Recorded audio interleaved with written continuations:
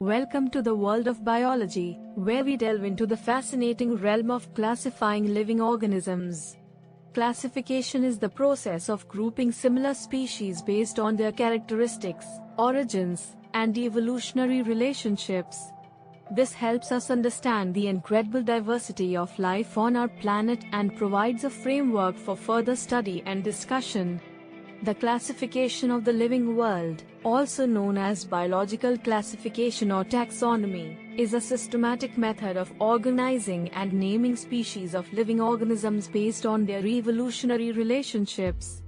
It starts with the largest grouping, the domain, and divides into smaller and more specific groups such as kingdom, phylum, class, order, family, genus, and species.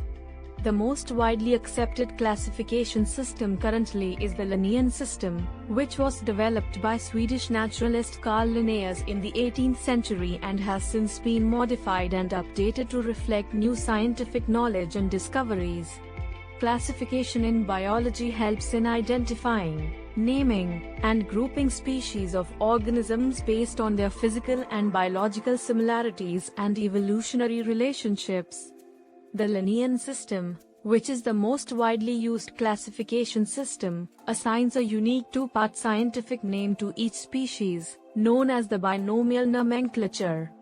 The classification process starts with the observation of the physical and biological characteristics of an organism, and comparisons are made with other related organisms to determine its place in the classification hierarchy. The hierarchy starts from the largest grouping, the domain, and is followed by kingdom, phylum, class, order, family, genus, and species. Each level of classification is more specific and includes organisms that are more closely related to each other.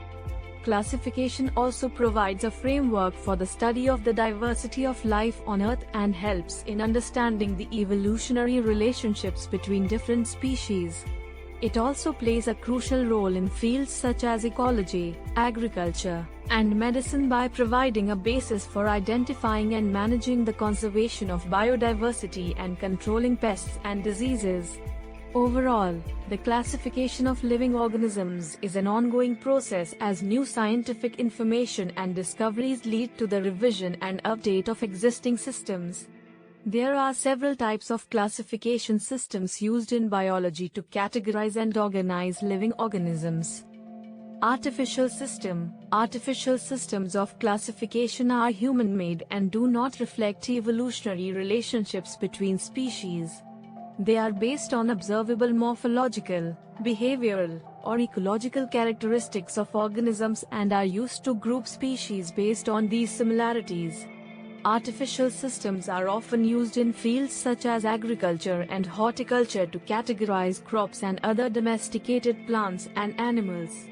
Natural system. Natural systems of classification attempt to reflect the true natural relationships between species based on evolutionary relationships.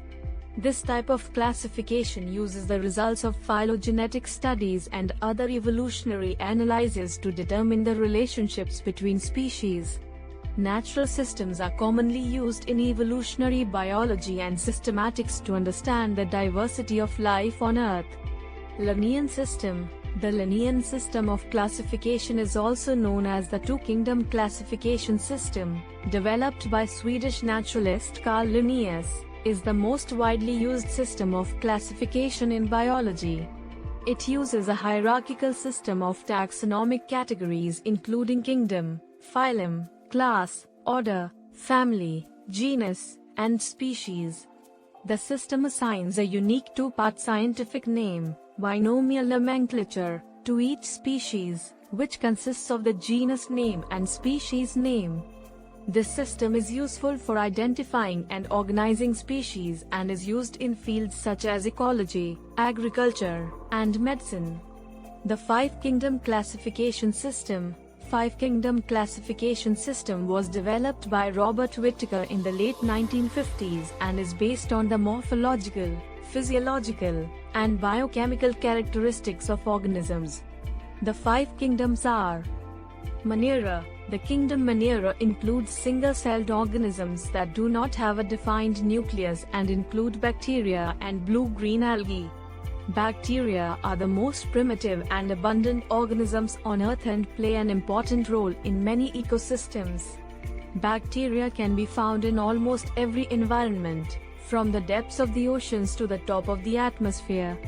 Blue-green algae, also known as cyanobacteria, are a type of bacteria that are capable of photosynthesis and are believed to have played an important role in the early evolution of life on Earth. Protista. The kingdom Protista includes single-celled organisms with a defined nucleus and includes eukaryotic organisms such as protozoa and algae. Protozoa are unicellular organisms that can move independently and can be found in a variety of habitats, including freshwater and saltwater environments.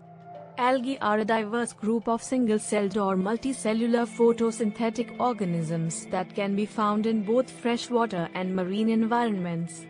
Fungi. The kingdom Fungi includes organisms that are heterotrophic, obtain nutrients from other organisms, and include mushrooms, yeasts, and molds.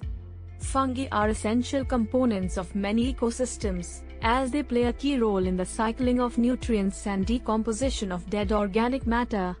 Some fungi form symbiotic relationships with other organisms, such as mycorrhizal fungi, which form a mutualistic relationship with the roots of plants. Plantae. The kingdom Plantae includes multicellular, photosynthetic organisms such as mosses, ferns, flowering plants, and trees. Plants are the primary producers in most ecosystems and provide the basis for the food chain.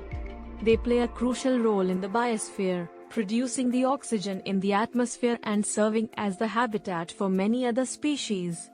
Animalia. The kingdom Animalia includes multicellular, heterotrophic organisms such as invertebrates, vertebrates, and mammals. Animals are the primary consumers in most ecosystems and play a vital role in the cycling of nutrients. Animals have evolved a variety of adaptations that enable them to occupy a wide range of habitats, from the depths of the oceans to the highest mountain peaks. Each kingdom contains a diverse range of species, and the classification of organisms into different kingdoms continues to be refined as new information is gained about the relationships between different groups of organisms. Despite this, the five-kingdom classification system provides a useful framework for organizing and understanding the diversity of life on Earth. Taxonomic ranks, the levels of classification. The levels of classification, also known as taxonomic ranks, are the categories used to organize and classify living organisms into a hierarchical series of groups, from the broadest to the most specific.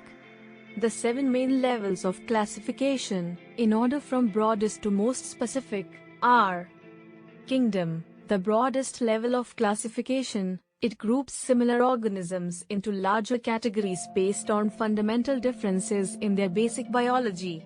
Phylum. A phylum is a group of related classes, which are collections of similar species. Class. A class is a group of related orders, which are collections of similar families.